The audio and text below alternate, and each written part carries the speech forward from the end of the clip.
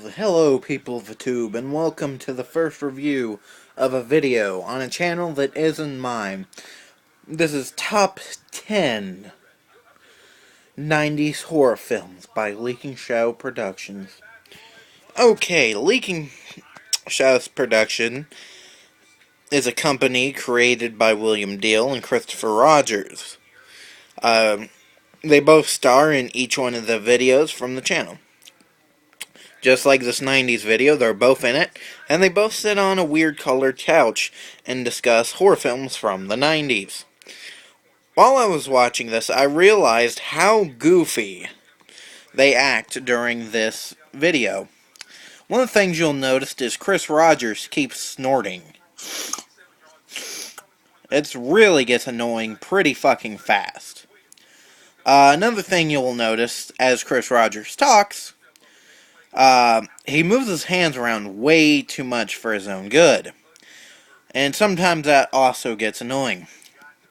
Another big problem with this video is William's lack of information for the subject, 90s horror films. Very few times does he speak, and he gets cut off by Chris twice at least within that one video. The information that they presented was not very well presented. They didn't know who Jennifer Aniston was in Leprechaun. They tried to make funny jokes. Chris Rogers had a bowl cut for some reason, and he's extremely fat, even though that has nothing to do with it. One of the movies that I am actually very surprised they left off the list for 90s horror films is Silence of the Lambs. Silence of the Lambs, of course, is one of the most popular horror films ever made. Won tons of Oscars, and it wasn't on the 90s list. Also, I think Misery was a 90s film, and it wasn't on there either. But, yes, they fucked up by not putting one of the biggest, greatest horror films of all time on the list. And, Army of Darkness wasn't on there either. I do gotta say that I like most of their choices, even though The Dark shouldn't have been on that list.